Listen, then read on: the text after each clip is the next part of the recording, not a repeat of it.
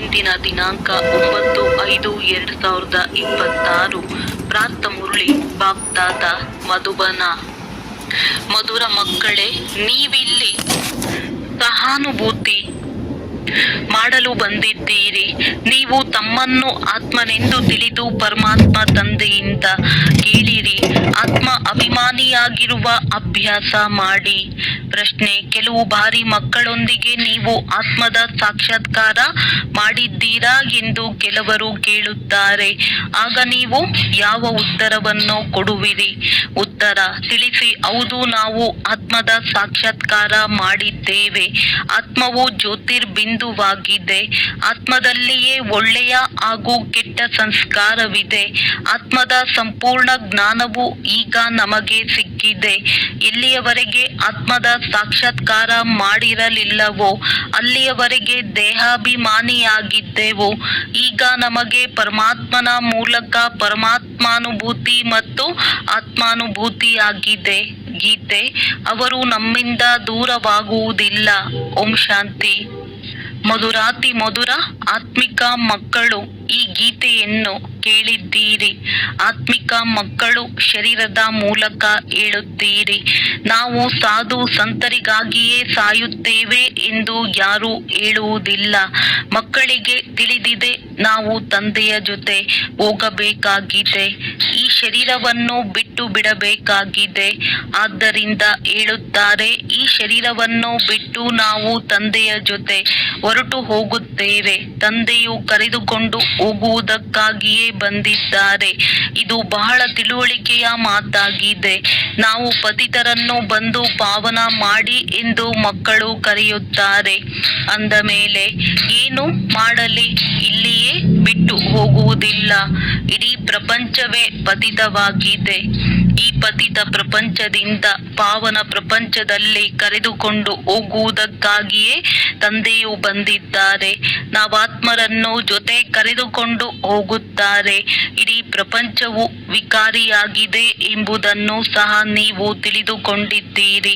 ನೀವು ಯಾರಿಗಾದರೂ ವಿಕಾರಿ ಪತಿತರೆಂದು ಹೇಳಿದರೆ ಕ್ರೋಧಿತರಾಗಿ ಬಿಡುವರು.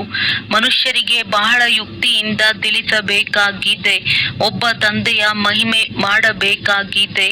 ಈಗ ನೀವು ಮಕ್ಕಳಿಗೆ ಜ್ಞಾನ ಸಿಕ್ಕಿದೆ. ಬಹಳ ತಿಳುವಳಿಕೆಯಿಂದ ಮಾತನಾಡಬೇಕಾಗಿದೆ. ಯಾರಾದರೂ ಬಹಳ ಪ್ರಶ್ನೋತ್ತರ ಮಾಡಿದರೆ ಹೇಳಿರಿ, ನಾವಿನ್ನು ಕಚ್ಚಾ ಆಗಿದ್ದೇವೆ. ನಮ್ಮ ಹಿರಿಯ ಸಹೋದರಿಯು ಬಂದು ನಿಮಗೆ ಉತ್ತರ ನೀಡುವರು. ನೀವು ಹೇಳುತ್ತೀರಿ, ಶಿವ ತಂದೆಯು ತಿಳಿಸುತ್ತಾರೆ. ಭಗವಾನುವಾಚ: ಮನುಷ್ಯರೆಲ್ಲರೂ ಪತಿತರಾಗಿದ್ದಾರೆ.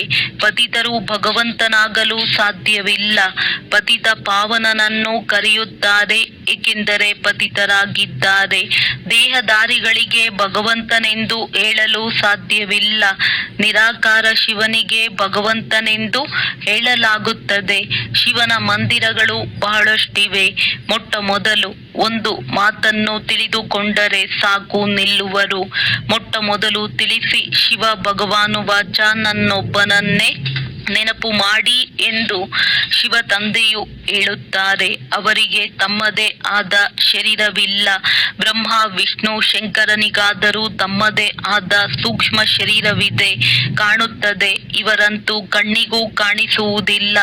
ಅವರಿಗೆ ಪರಮಪಿತ ಪರಮಾತ್ಮನೆಂದು ಹೇಳಲಾಗುತ್ತದೆ.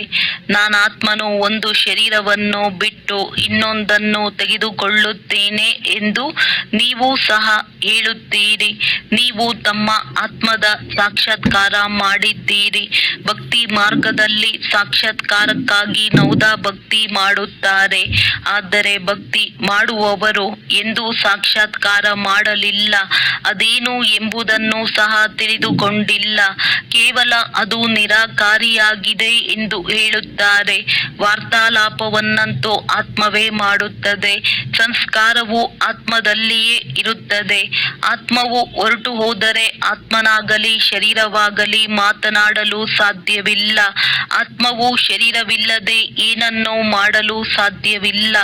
ಮೊದಲು ಆತ್ಮನನ್ನು ಅರಿತುಕೊಳ್ಳಬೇಕಾಗಿದೆ ಮತ್ತು ತಂದೆಯ ಮೂಲಕವೇ ತಂದೆಯನ್ನು ಅರಿತುಕೊಳ್ಳುವಿರಿ. ಯಾವಾಗ ತನ್ನನ್ನೇ ತಿಳಿದುಕೊಂಡಿಲ್ಲ, ನೋಡಲು ಆಗುವುದಿಲ್ಲ ಅಂದ ಮೇಲೆ ಆತ್ಮನಿಗೆ ಪರಮಪಿತ ಪರಮಾತ್ಮನ ಸಾಕ್ಷಾತ್ಕಾರವು ಹೇಗಾಗಲು ಸಾಧ್ಯ? ಬಲೆ ಹೊಳೆಯುತ್ತಿರುವ ವಿಚಿತ್ರ ನಕ್ಷತ್ರವೆಂದು ಹೇಳುತ್ತಾರೆ. ಆದರೆ ಆತ್ಮದಲ್ಲಿಯೇ 84 ಜನ್ಮಗಳ ಪಾತ್ರವು ನಿಗದಿಯಾಗಿದೆ ಎಂಬುದು ಯಾರಿಗೂ ತಿಳಿದಿಲ್ಲ. ಮನುಷ್ಯರು ಸಂಪೂರ್ಣ ದೇಹಾಭಿಮಾನಿಯಾಗಿರುತ್ತಾರೆ. ಈಗ ತಂದೆಯು ತಿಳಿಸುತ್ತಾರೆ, ದೇಹಿ ಅಭಿಮಾನಿಯಾಗಿರಿ. ತಮ್ಮನ್ನು ಆತ್ಮನೆಂದು ತಿಳಿದು ನನ್ನ ಮುಖಾಂತರ ಕೇಳಿರಿ. ಹೇಳುವುದು ಆತ್ಮನಾಗಿದೆ. ಆತ್ಮಕ್ಕೆ ತಿಳಿಸುವವರು ಪರಮಾತ್ಮನೇ ಬೇಕು. ಮನುಷ್ಯರಿಗೆ ತಿಳಿಸುವವರು ಮನುಷ್ಯರೇ ಆಗುವರು. ಈ ಆತ್ಮದ ಜ್ಞಾನವು ಯಾರಿಗೂ ಇಲ್ಲ. ಆದ್ದರಿಂದಲೇ ಮೊದಲು ಆತ್ಮನನ್ನು ಅರಿತುಕೊಳ್ಳಿ, ಆತ್ಮಾನುಭೂತಿ ಮಾಡಿ ಎಂದು ಹೇಳಲಾಗುತ್ತದೆ. ನಾವು ಹೇಗೆ ಆತ್ಮಾನುಭೂತಿ ಮಾಡುವುದು ಎಂದು ಆತ್ಮವೇ ಕೇಳುತ್ತದೆ. ನಾವಾತ್ಮರಲ್ಲಿ ಹೇಗೆ ಪಾತ್ರವು ತುಂಬಲ್ಪಟ್ಟಿದೆ ಎಂಬುದು ಯಾರಿಗೂ ತಿಳಿದಿಲ್ಲ. ಯಾವುದೇ ಸಾಧು ಸನ್ಯಾಸಿಗಳು ತಿಳಿಸಲು ಸಾಧ್ಯವಿಲ್ಲ. ತಂದೆಯೇ ಬಂದು ಮಕ್ಕಳಿಗೆ ಆತ್ಮಾನುಭೂತಿ ಮಾಡಿಸಲಾಗುತ್ತದೆ. ತಂದೆಯು ತಿಳಿಸುತ್ತಾರೆ, ತಮ್ಮನ್ನು ಆತ್ಮನೆಂದು ತಿಳಿದು ನಾನು ನಿರಾಕಾರ ಪರಮಪಿತ ಪರಮಾತ್ಮನಿಂದ ಕೇಳಿರಿ. ಆತ್ಮ ಮತ್ತು ಪರಮಾತ್ಮನು ಯಾವಾಗ ಮಿಲನ ಮಾಡುವರೋ ಆಗಲೇ ಈ ಮಾತುಗಳಿರುವವು.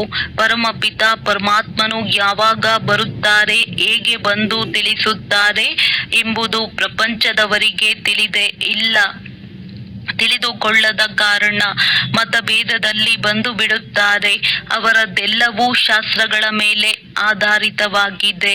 ತಂದೆಯು ತಿಳಿಸುತ್ತಾರೆ, ಅದರಿಂದ ನನ್ನ ಅನುಭೂತಿಯಾಗಲಿ ಅಥವಾ ಆತ್ಮಾನುಭೂತಿಯಾಗಲಿ ಮಾಡಲು ಸಾಧ್ಯವಿಲ್ಲ. ಅವರಂತೂ ಆತ್ಮಸೋ ಪರಮಾತ್ಮ ಎಂದು ಹೇಳಿಬಿಡುತ್ತಾರೆ. ಹೀಗೆ ಹೇಳುವುದರಿಂದ ಏನಾಗುತ್ತದೆ? ನಮ್ಮನ್ನು ಪತಿತರಿಂದ ಪಾವನರನ್ನಾಗಿ ಯಾರು ಮಾಡುತ್ತಾರೆ? ತ್ರಿಕಾಲದರ್ಶಿಯನ್ನಾಗಿ ಯಾರು ಮಾಡುತ್ತಾರೆ? ಯಾರೂ ಸಹ ಆತ್ಮ ಪರಮಾತ್ಮನ ಜ್ಞಾನವನ್ನಂತೂ ಕೊಡಲು ಸಾಧ್ಯವಿಲ್ಲ. ಆದ್ದರಿಂದ ನೀವು ಹೇಳುತ್ತೀರಿ, ಯಾವ ಆತ್ಮರು ತಮ್ಮ ತಂದೆಯನ್ನೇ ಅರಿತುಕೊಂಡಿಲ್ಲವೋ ಅವರು ನಾಸ್ತಿಕರಾಗಿದ್ದಾರೆ. ಯಾರು ಭಕ್ತಿ ಮಾಡುವುದಿಲ್ಲವೋ ಅವರು ನಾಸ್ತಿಕರಾಗಿದ್ದಾರೆಂದು ಅವರು ಹೇಳಿಬಿಡುತ್ತಾರೆ. ಈಗ ನೀವು ಮಕ್ಕಳು ಭಕ್ತಿಯನ್ನಂತೂ ಮಾಡುವುದಿಲ್ಲ. ನಿಮ್ಮ ಬಳಿ ಬಹಳ ಒಳ್ಳೆಯ ಚಿತ್ರಗಳಿವೆ. ಚಿತ್ರಗಳಲ್ಲಿಯೇ ತಿಳಿಸಲಾಗುತ್ತದೆ. ಯಾರಾದರೂ ವಿಶ್ವದ ನಕ್ಷೆಯನ್ನೇ ನೋಡಿಲ್ಲವೆಂದರೆ ಅವರಿಗೆ ಲಂಡನ್ ಎಲ್ಲಿದೆ, ಅಮೆರಿಕ ಎಲ್ಲಿದೆ ಎಂಬುದು ಹೇಗೆ ತಿಳಿಯುತ್ತದೆ? ಎಲ್ಲಿಯವರೆಗೆ ಶಿಕ್ಷಕರು ಕುಳಿತು ನಕ್ಷೆಯಲ್ಲಿ ತಿಳಿಸುವುದಿಲ್ಲವೋ ಅಲ್ಲಿಯವರೆಗೆ ಅವರಿಗೇನು ಗೊತ್ತು? ಆದ್ದರಿಂದ ನೀವು ಈ ಚಿತ್ರಗಳನ್ನು ಮಾಡಿಸಿದ್ದೀರಿ, ಆದರೆ ಯಾರೂ ಇದನ್ನು ವಿವರವಾಗಿ ತಿಳಿದುಕೊಂಡಿಲ್ಲ. ಸೂರ್ಯವಂಶೀಯರು ಈ ರಾಜಧಾನಿಯನ್ನು ಎಲ್ಲಿಂದ ಪಡೆದುಕೊಂಡರು? ಮತ್ತೆ ಚಂದ್ರವಂಶೀಯರು ಹೇಗೆ ಪಡೆದುಕೊಂಡರು? ಸೂರ್ಯವಂಶೀಯರೊಂದಿಗೆ ಯುದ್ಧ ಮಾಡಿದರೆ ನೀವು ತಿಳಿದುಕೊಂಡಿದ್ದೀರಿ. ಎಲ್ಲರಿಗೂ ಆಸ್ತಿಯು ಒಬ್ಬ ತಂದೆಯಿಂದಲೇ ಸಿಗುತ್ತದೆ. ಸೂರ್ಯವಂಶಿ ಚಂದ್ರವಂಶೀಯರಂತೂ ವಿಶ್ವದ ಮಾಲೀಕರಾಗಿದ್ದಾರೆ. ಮತ್ಯಾವುದೇ ಧರ್ಮವೂ ಇರುವುದಿಲ್ಲ. ಅಂದ ಮೇಲೆ ಯುದ್ಧದ ಮಾತೆಲ್ಲಿ? ನಾವು ವಿಶ್ವದ ಮಾಲೀಕರಾಗುತ್ತೇವೆಂದು ನೀವೀಗ ತಿಳಿದುಕೊಳ್ಳುತ್ತೀರಿ. ಸೂರ್ಯವಂಶೀಯರಿಂದ ಚಂದ್ರವಂಶೀಯರು ಗೆದ್ದರು ಅಥವಾ ಯುದ್ಧ ನಡೆಯಿತು ಎಂದಲ್ಲ. ಬೇರೆ ಬೇರೆ ಮನೆತನವಿರುತ್ತದೆ. ಈಗ ನಿಮ್ಮ ಬುದ್ಧಿಯಲ್ಲಿ ಈ ಚಿತ್ರಗಳ ಸಂಪೂರ್ಣ ಜ್ಞಾನವಿದೆ. ಶಾಲೆಯಲ್ಲಿ ವಿದ್ಯಾರ್ಥಿಗಳು ಓದುತ್ತಾರೆಂದರೆ ಬುದ್ಧಿಯಲ್ಲಿ ಇಡೀ ಜ್ಞಾನವು ಬಂದು ಬಿಡುತ್ತದೆ. ಚಿಕ್ಕ ಮಕ್ಕಳಿಗೆ ಪುಸ್ತಕದಲ್ಲಿ ತೋರಿಸಿ ಇದು ಆನೆ ಆಗಿದೆ, ಇದು ಇಂಥದ್ದಾಗಿದೆ ಎಂದು ಹೇಳಲಾಗುತ್ತದೆ. ನೀವೀಗ ಈ ನಾಟಕವನ್ನು ಅರಿತುಕೊಂಡಿದ್ದೀರಿ. ಇಡೀ ಚಕ್ರವು ನಿಮ್ಮ ಬುದ್ಧಿ ಬುದ್ಧಿಯಲ್ಲಿದೆ. ಇವೆಲ್ಲ ಹೊಸ ಮಾತುಗಳನ್ನು ಬ್ರಾಹ್ಮಣ ಕುಲದವರೇ ತಿಳಿದುಕೊಳ್ಳುತ್ತಾರೆ. ಬೇರೆಯವರಂತೂ ವಾದ ವಿವಾದ ಮಾಡುತ್ತಾರೆ. ಎಲ್ಲರಿಗೂ ಒಟ್ಟಿಗೆ ತಿಳಿಸಬಾರದು, ಪ್ರತ್ಯೇಕವಾಗಿ ತಿಳಿಸಬೇಕಾಗುತ್ತದೆ. ಕಾಯಿದೆಯೂ ಇದೆ. ಮೊದಲು ತಂದೆಯನ್ನು ಆತ್ಮನನ್ನು ತಿಳಿದುಕೊಳ್ಳಲಿ, ನಂತರ ತರಗತಿಯಲ್ಲಿ ಕುಳಿತುಕೊಂಡಾಗ ಅರ್ಥವಾಗುವುದು. ಇಲ್ಲದಿದ್ದರೆ ಅವರಿಗೆ ಅರ್ಥವೇ ಆಗುವುದಿಲ್ಲ, ಸಂಶಯವನ್ನೇ ತರುತ್ತಿರುತ್ತಾರೆ. ನೀವು ತಿಳಿಸಬೇಕಾಗಿದೆ, ಭಗವಂತನು ಒಬ್ಬರೇ ಆಗಿದ್ದಾರೆ, ಅವರು ಸರ್ವಶ್ರೇಷ್ಠನಾಗಿದ್ದಾರೆ. ದೇವತೆಗಳಿಗೂ ಸಹ ಭಗವಂತನೆಂದು ಹೇಳಲು ಸಾಧ್ಯವಿಲ್ಲ. ಈಗ ನಿಮಗೆ ಆತ್ಮದ ಜ್ಞಾನವೂ ಸಿಕ್ಕಿದೆ. ಕರ್ಮದ ಫಲವನ್ನು ಆತ್ಮವೇ ಅನುಭವಿಸುತ್ತದೆ. ಸಂಸ್ಕಾರವು ಆತ್ಮದಲ್ಲಿಯೇ ಇರುತ್ತದೆ. ಆತ್ಮವೇ ಈ ಕರ್ಮೇಂದ್ರಿಯಗಳ ಮೂಲಕ ಕೇಳಿಸಿಕೊಳ್ಳುತ್ತದೆ. ಭಗವಂತ ತಂದೆಯು ಒಬ್ಬರೇ ಆಗಿದ್ದಾರೆ. ಆಸ್ತಿಯು ಅವರಿಂದಲೇ ಸಿಗುತ್ತದೆ. ತಂದೆಯು ತಿಳಿಸುತ್ತಾರೆ, ನೀವು ತಮ್ಮನ್ನು ಆತ್ಮನಿಶ್ಚಯ ಮಾಡಿಕೊಳ್ಳಿ, ತಂದೆಯೊಂದಿಗೆ ಬುದ್ಧಿಯೋಗವನ್ನಿಡಿ. ಜನ್ಮ ಜನ್ಮಾಂತರದಿಂದ ಭಕ್ತಿ ಮಾಡುತ್ತಾ ಬಂದಿದ್ದೀರಿ. ಹನುಮಂತನ ಪೂಜಾರಿಗಳಿದ್ದರೆ ಹನುಮಂತನನ್ನೇ ನೆನಪು ಮಾಡುತ್ತಾರೆ. ಕೃಷ್ಣನ ಪೂಜಾರಿಗಳಾಗಿದ್ದರೆ ಕೃಷ್ಣನನ್ನೇ ನೆನಪು ಮಾಡುತ್ತಾರೆ. ಈಗ ನಿಮಗೆ ತಿಳಿಸಲಾಗುತ್ತದೆ, ನೀವಾತ್ಮರಾಗಿದ್ದೀರಿ. ನಿಮ್ಮವರು ಪರಮಪಿತ ಪರಮಾತ್ಮನಾಗಿದ್ದಾರೆ. ಅವರನ್ನು ನೆನಪು ಮಾಡುವುದರಿಂದಲೇ ಆಸ್ತಿಯು ಸಿಗುವುದು. ಅವರು ಸ್ವರ್ಗದ ರಚಯಿತ ಅಂದ ಮೇಲೆ ಅವಶ್ಯವಾಗಿ ನಾವು ಸ್ವರ್ಗದಲ್ಲಿರಬೇಕು. ಭಾರತವು ಸ್ವರ್ಗವಾಗಿತ್ತು, ಈಗಂತೂ ರಾಜ್ಯ ಭಾಗ್ಯವಿರಲು ಸ್ವರ್ಗವೇ ಇಲ್ಲ. ನರಕದಲ್ಲಂತೂ ರಾವಣನ ರಾಜ್ಯವಿದೆ. ನಮ್ಮ ರಾಜಧಾನಿಯು ಹೇಗೆ ನಡೆಯಿತು, ನಂತರ ಹೇಗೆ ಕೆಳಗಿಳಿದೆವು ಎಂಬುದೇನನ್ನೂ ತಿಳಿದುಕೊಂಡಿಲ್ಲ. ನೀವೀಗ ತಿಳಿದುಕೊಂಡಿದ್ದೀರಿ. ಪುನರ್ಜನ್ಮವನ್ನು ತೆಗೆದುಕೊಳ್ಳುತ್ತಾ ನಾವು ಕೆಳಗಿಳಿಯಲೇಬೇಕಾಗಿದೆ. ಈಗ ಪುನಃ ತಂದೆಯು ತಿಳಿಸುತ್ತಾರೆ, ನನ್ನನ್ನು ನೆನಪು ಮಾಡಿದರೆ ನೀವು ಪಾವನರಾಗುವಿರಿ, ಸ್ವರ್ಗದ ಆಸ್ತಿಯು ಸಿಗುತ್ತದೆ. ನಾವು ತಂದೆಯ ಮಕ್ಕಳಾಗುತ್ತೇವೆಂದರೆ ತಂದೆಯ ಆಸ್ತಿಯೂ ಸಿಗುತ್ತದೆ. ಆದರೆ ಎಲ್ಲಿಯವರೆಗೆ ತಮೋ ಪ್ರಧಾನರಿಂದ ಸತೋ ಪ್ರಧಾನರಾಗುವುದಿಲ್ಲವೋ, ಯೋಗದಿಂದ ಪಾವನರಾಗುವುದಿಲ್ಲವೋ, ಅಲ್ಲಿಯವರೆಗೆ ಆಸ್ತಿಯು ಸಿಗಲು ಸಾಧ್ಯವಿಲ್ಲ. ತಂದೆಯು ತಿಳಿಸುತ್ತಾರೆ, ನನ್ನನ್ನು ನೆನಪು ಮಾಡುವುದರಿಂದ ನಿಮ್ಮ ವಿಕರ್ಮಗಳು ವಿನಾಶವಾಗುತ್ತದೆ, ವಿಕರ್ಮಜೀತರಾಗುತ್ತೀರಿ. ಇದು ಗ್ಯಾರಂಟಿ ಆಗಿದೆ. ತಿಳುವಳಿಕೆ ನೀಡಬೇಕಾಗುತ್ತದೆ. ಕೆಲವರು ತಿಳಿದುಕೊಂಡಿದ್ದಾರೆ, ಕೆಲವರು ಆತುರ ಬುದ್ಧಿಯವರಾಗಿದ್ದರೆ ಕೂಗಾಡತೊಡಗುತ್ತಾರೆ. ಒಂದಲ್ಲ ಒಂದು ವಿಘ್ನಗಳನ್ನು ಹಾಕುವವರು ತಯಾರಾಗುತ್ತಾರೆ. ಯಾರಾದರೂ ಬಹಳ ಏರುಪೇರು ಮಾಡಿದರೆ ಅವರಿಗೆ ಹೇಳಿರಿ, ಏಕಾಂತದಲ್ಲಿ ಬಂದು ತಿಳಿದುಕೊಳ್ಳಿ. ಇಲ್ಲಿಯ ನಿಯಮವಾಗಿದೆ, 7 ದಿನಗಳ ಕಾಲ ಬಡ್ಡಿಯಲ್ಲಿದ್ದು ತಿಳಿದುಕೊಳ್ಳಬೇಕಾಗಿದೆ. ಏಕೆಂದರೆ ಇದು ಹೊಸ ಜ್ಞಾನವಾಗಿರುವ ಕಾರಣ ಮನುಷ್ಯರು ತಬ್ಬಿಬ್ಬಾಗುತ್ತಾರೆ. ಯಾವುದೇ ಹೊಸ ಸೇವಾ ಕೇಂದ್ರವನ್ನು ಮೊದಲು ತೆರೆಯುತ್ತಾರೆಂದರೆ ಎಲ್ಲರಿಗೆ ತಿಳಿಸಲು ಅದರಲ್ಲಿ ಬಹಳ ಬುದ್ಧಿವಂತರಿರಬೇಕು. ಭಗವಂತನಂತೂ ಎಲ್ಲರಿಗೂ ಒಬ್ಬರೇ ಆಗಿದ್ದಾರೆ. ಎಲ್ಲ ಆತ್ಮರು ಸಹೋದರರಾಗಿದ್ದಾರೆ. ಪರಮಾತ್ಮನು ಎಲ್ಲರ ತಂದೆಯಾಗಿದ್ದಾರೆ. ಏ ಪತಿತ ಪಾವನ ಬನ್ನಿ ಎಂದು ಕರೆಯುತ್ತಾರೆ. ಅಂದ ಮೇಲೆ ಅವರು ಅವಶ್ಯವಾಗಿ ಪಾವನನಾಗಿದ್ದಾರೆ. ಅವರೆಂದಿಗೂ ಪತಿತನಾಗುವುದಿಲ್ಲ. ತಂದೆಯೇ ಬಂದು ಪತಿತರನ್ನು ಪಾವನರನ್ನಾಗಿ ಮಾಡುತ್ತಾರೆ. ಸತ್ಯಯುಗದಲ್ಲಿ ಎಲ್ಲರೂ ಪಾವನರಿರುತ್ತಾರೆ. ಕಲಿಯುಗದಲ್ಲಿ ಪತಿತರಿದ್ದಾರೆ. ಪತಿತರು ಬಹಳ ಮಂದಿ ಇರುತ್ತಾರೆ, ಪಾವನರು ಕೆಲವರೇ ಇರುತ್ತಾರೆ. ಸತ್ಯಯುಗಕ್ಕೆ ಎಲ್ಲರೂ ಹೋಗುವುದಿಲ್ಲ. ಯಾರು ಪತಿತರಿಂದ ಪಾವನರಾಗುವರೋ ಅವರೇ ಪಾವನ ಪ್ರಪಂಚದಲ್ಲಿ ಹೋಗುತ್ತಾರೆ. ಉಳಿದೆಲ್ಲರೂ ನಿರ್ವಾಣಧಾಮಕ್ಕೆ ಹೋಗುತ್ತಾರೆ. ಇದು ಸಹ ತಿಳಿದಿದೆ. ಇಡೀ ಪ್ರಪಂಚವೂ ಬಂದು ಮತವನ್ನು ತೆಗೆದುಕೊಳ್ಳುವುದಿಲ್ಲ. ನೀವು ಇಡೀ ಪ್ರಪಂಚಕ್ಕೆ ಮತ ಕೊಡಿ ಎಂಬುದು ಕಷ್ಟದ ಮಾತಾಗಿದೆ. ಈಗ ಎಲ್ಲರ ಅಂತಿಮ ಸಮಯವಾಗಿದೆ. ಎಲ್ಲರ ವಿನಾಶವಾಗಲಿದೆ. ತಿಳಿಸುವುದಕ್ಕೂ ಬಹಳ ಯುಕ್ತಿ ಬೇಕು. ಅದರಿಂದ ಎಲ್ಲರೂ ಶಾಂತಿಯಿಂದ ಕುಳಿತು ಕೇಳಲಿ, ತೊಂದರೆ ಮಾಡದಿರಲಿ. ಮೊಟ್ಟ ಮೊದಲು ತಂದೆಯ ಪರಿಚಯ ಕೊಡಬೇಕಾಗಿದೆ. ಶಿವ ತಂದೆಯೇ ಪತಿತ ಪಾವನನಾಗಿದ್ದಾರೆ. ಅವರೇ ತಿಳಿಸುತ್ತಾರೆ. ಗೀತೆಯಲ್ಲಿಯೂ ಅಕ್ಷರವು ಪ್ರಸಿದ್ಧವಾಗಿದೆ. ಪತಿತ ಪಾವನ ತಂದೆಯೇ ತಿಳಿಸುತ್ತಾರೆ, ನನ್ನನ್ನು ನೆನಪು ಮಾಡಿರಿ, ಆಗ ನಿಮ್ಮ ವಿಕರ್ಮಗಳು ವಿನಾಶವಾಗುತ್ತವೆ. ಗೀತೆಯೊಂದಿಗೆ ಈ ಶಬ್ದಗಳು ಸಂಬಂಧಪಟ್ಟಿವೆ. ಶಿವ ತಂದೆಯು ಹೇಳಿದ್ದಾರೆ, ನನ್ನನ್ನು ನೆನಪು ಮಾಡಿರಿ, ನಾನು ಸರ್ವಶಕ್ತಿವಂತ ಪತಿತ ಪಾವನನಾಗಿದ್ದೇನೆ. ಗೀತಾ ಜ್ಞಾನದಾತ, ಜ್ಞಾನ ಸಾಗರನಾಗಿದ್ದೇನೆ. ಗೀತೆಯ ಶಬ್ದವಂತೂ ಇದೆಯಲ್ಲವೇ? ಕೇವಲ ಅವರು ಕೃಷ್ಣ ಭಗವಾನು ವಾಚ ಎಂದು ಹೇಳುತ್ತಾರೆ. ನೀವು ಶಿವ ಭಗವಾನು ವಾಚ ಎಂದು ಹೇಳುತ್ತೀರಿ. ಭಗವಂತನು ನಿರಾಕಾರನಾಗಿದ್ದಾರೆ. ಅವರೆಂದಿಗೂ ಪುನರ್ಜನ್ಮದಲ್ಲಿ ಬರುವುದಿಲ್ಲ. ಅಲೌಕಿಕ ದಿವ್ಯ ಜನ್ಮವನ್ನು ಪಡೆಯುತ್ತಾರೆ. ಸ್ವಯಂ ತಂದೆಯೇ ತಿಳಿಸುತ್ತಾರೆ, ನಾನು ಸಾಧಾರಣ ವೃದ್ಧನ ತನುವಿನಲ್ಲಿ ಬರುತ್ತೇನೆ. ಅವರಿಗೆ ಭಗೀರಥನೆಂದು ಹೇಳುತ್ತಾರೆ. ಬ್ರಹ್ಮರವರ ಮೂಲಕವೇ ರಚನೆಯನ್ನು ರಚಿಸುತ್ತಾರೆ. ಆದ್ದರಿಂದ ಮನುಷ್ಯನ ಹೆಸರನ್ನು ಬ್ರಹ್ಮನೆಂದು ಇಡಲಾಗುತ್ತದೆ.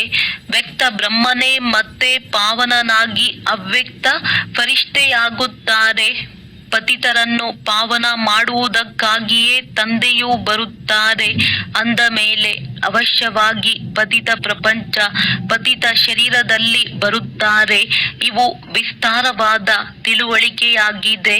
ಮೊದಲಿಗೆ ತಿಳಿಸಬೇಕು. ಭಗವಂತನು ಹೇಳುತ್ತಾರೆ, ಕಲ್ಪದ ಮೊದಲಿನ ತರಹ ನನ್ನನ್ನು ನೆನಪು ಮಾಡಿರಿ, ಆಗ ನಿಮ್ಮ ವಿಕರ್ಮಗಳು ವಿನಾಶವಾಗುತ್ತವೆ. ಪತಿತರಿಂದ ಪಾವನರಾಗುತ್ತೀರಿ. ಏ ಪತಿತ ಪಾವನ ಬನ್ನಿ ಎಂದು ಹಾಡುತ್ತಾರೆ. ಗಂಗೆಯಂತೂ ಇದ್ದೇ ಇದೆ. ನೀವು ಕರೆಯುತ್ತೀರಿ ಅಂದ ಮೇಲೆ ಅವಶ್ಯವಾಗಿ ಎಲ್ಲಿಂದಲೂ ಬರುತ್ತಾರೆ. ಪತಿತ ಪಾವನನ್ನು ಪತಿತರಿಂದ ಪಾವನರನ್ನಾಗಿ ಮಾಡುವ ಪಾತ್ರವನ್ನಭಿನಯಿಸಲು ಬರುತ್ತಾರೆ. ತಂದೆಯು ತಿಳಿಸುತ್ತಾರೆ, ನೀವು ಪಾವನರಾಗಿದ್ದೀರಿ. ನಂತರ ನಿಮ್ಮಲ್ಲಿ ತುಕ್ಕು ಹಿಡಿದಿದೆ. ಅದು ಯೋಗ ಬಲದಿಂದಲೇ ಬಿಟ್ಟು ಹೋಗುವುದು. ನೀವು ಪವಿತ್ರರಾದರೆ ಮತ್ತೆ ಪಾವನ ಪ್ರಪಂಚದಲ್ಲಿಯೇ ಬರುತ್ತೀರಿ. ಪತಿತ ಪ್ರಪಂಚದ ವಿನಾಶವಾಗಿ ಬಿಡುತ್ತದೆ. ಏನನ್ನು ತಿಳಿಸುವೆವೋ ಅದನ್ನು ಚೆನ್ನಾಗಿ ಧಾರಣೆ ಮಾಡಿಕೊಳ್ಳಬೇಕಾಗಿದೆ. ನಾವಂತೂ ಕೇವಲ ಶ್ರೇಷ್ಠಾತಿ ಶ್ರೇಷ್ಠ ತಂದೆಯ ಮಹಿಮೆ ಮಾಡುತ್ತೀರಿ. ಬೇಅದ್ದಿನ ತಂದೆಯು ತಿಳಿಸುತ್ತಾರೆ, ನೀವು 84 ಜನ್ಮಗಳ ಪಾತ್ರವನ್ನು ಅಭಿನಯಿಸುತ್ತಾ ಎಷ್ಟೊಂದು ಪತಿತರಾಗಿದ್ದೀರಿ. ಮೊದಲು ಪಾವನರಾಗಿದ್ದೀರಿ, ಈಗ ಪತಿತರಾಗಿದ್ದೀರಿ. ಮತ್ತೆ ನೆನಪಿನ ಯಾತ್ರೆಯಲ್ಲಿರುವುದರಿಂದ ನೀವು ಪಾವನರಾಗಿ ಬಿಡುತ್ತೀರಿ. ಭಕ್ತಿ ಮಾರ್ಗದಿಂದ ನೀವು ಏಣಿಯನ್ನು ಇಳಿಯುತ್ತಲೇ ಬಂದಿದ್ದೀರಿ. ಇದು ಸಂಪೂರ್ಣ ಸಹಜ ಮಾತಾಗಿದೆ. ಇದು ನೀವು ಮಕ್ಕಳ ಬುದ್ಧಿಯಲ್ಲಿ ಕುಳಿತುಕೊಳ್ಳಬೇಕು. ಮುಂಜಾನೆ ಎದ್ದು ವಿಚಾರ ಸಾಗರ ಮಂಥನ ಮಾಡಬೇಕು. ನಂತರ ಯಾರೇ ಬರಲಿ ಅವರಿಗೆ ತಿಳಿಸಬೇಕಾಗಿದೆ. ಮುರುಳಿಯ ಮುಖ್ಯ ಅಂಶಗಳನ್ನು ಬರೆದುಕೊಂಡು ಅದನ್ನು ರಿಪೀಟ್ ಮಾಡಬೇಕು. ಆಗ ಹೃದಯದಲ್ಲಿ ಪಕ್ಕ ಆಗಿಬಿಡುವುದು. ಮೊಟ್ಟ ಮೊದಲ ಮುಖ್ಯ ಮಾತಾಗಿದೆ ತಂದೆಯನ್ನು ನೆನಪು ಮಾಡುವುದು. ತಂದೆಯೇ ತಿಳಿಸುತ್ತಾರೆ, ಮನ್ಮನಾಭವ, ನನ್ನನ್ನು ನೆನಪು ಮಾಡಿರಿ, ಆಗ ವಿಕರ್ಮ ವಿನಾಶವಾಗುತ್ತದೆ. ಈಗ ಮಾಡಿರಿ ಅಥವಾ ಮಾಡದೆ ಇರಿ, ನಿಮ್ಮಿಷ್ಟ. ತಂದೆಯ ಆಜ್ಞೆಯಂತೂ ಸಿಕ್ಕಿದೆ. ಪಾವನ ಪ್ರಪಂಚದಲ್ಲಿ ಹೋಗಬೇಕೆಂದರೆ ಮತ್ತೆ ಪತಿತ ಪ್ರಪಂಚದಲ್ಲಿ ಬುದ್ಧಿಯು ಹೋಗಬಾರದು, ವಿಕಾರದಲ್ಲಿ ಹೋಗಬಾರದು. ತಿಳುವಳಿಕೆಯಂತೂ ಬಹಳ ಸಿಗುತ್ತಾ ಇರುತ್ತದೆ. ಒಳ್ಳೆಯದು. ಮಧುರಾತಿ ಮಧುರ ಅಗಲಿ ಹೋಗಿ ಮರಳಿ ಸಿಕ್ಕಿರುವ ಮಕ್ಕಳ ಪ್ರತಿ ಮಾತ್ಪಿತಾ ಬಾಪ್ ದಾದಾರವರ ನೆನಪು, ಪ್ರೀತಿ ಹಾಗೂ ಸುಪ್ರಭಾತ. ಆತ್ಮಿಕ ಮಕ್ಕಳಿಗೆ ಆತ್ಮಿಕ ತಂದೆಯ ನಮಸ್ತೆ. ಧಾರಣೆಗಾಗಿ ಮುಖ್ಯ ಸಾರ. ಬೆಳಗ್ಗೆ ಎದ್ದು ವಿಚಾರ ಸಾಗರ ಮಂಥನ ಮಾಡಬೇಕು. ತಂದೆಯು ಏನನ್ನು ತಿಳಿಸುತ್ತಾರೆಯೋ ಅದನ್ನು ಬರೆದುಕೊಂಡು ರಿಪೀಟ್ ಮಾಡಬೇಕಾಗಿದೆ. ಅನ್ಯರಿಗೂ ತಿಳಿಸಬೇಕಾಗಿದೆ. ಎಲ್ಲರಿಗೆ ಮೊದಲು ತಂದೆಯ ಪರಿಚಯವನ್ನೇ ಕೊಡಬೇಕಾಗಿದೆ. ಪಾವನ ಪ್ರಪಂಚದಲ್ಲಿ ಹೋಗಲು ಈ ಪತಿತ ಪ್ರಪಂಚದಿಂದ ಬುದ್ಧಿಯೋಗವನ್ನು ತೆಗೆಯಬೇಕಾಗಿದೆ. ವರದಾನ ನಂಬರ್ 1, ವ್ಯಾಪಾರಿಗಳಾಗಿ ಒಂದೊಂದು ಸೆಕೆಂಡ್ ಅಥವಾ ಸಂಕಲ್ಪದಲ್ಲಿ ಸಂಪಾದನೆ ಜಮಾ ಮಾಡಿಕೊಳ್ಳುವಂತಹ ಪರಮಪತಿ ಭವ. ನಂಬರ್ 1 ವ್ಯಾಪಾರಿ ಎಂದರೆ ಅವರಾಗಿದ್ದಾರೆ ಯಾರು ಸ್ವಯಂ ಅನ್ನು ಬ್ಯುಸಿಯಾಗಿಟ್ಟುಕೊಳ್ಳುವ ವಿಧಿಯನ್ನು ತಿಳಿದಿರುತ್ತಾರೆ.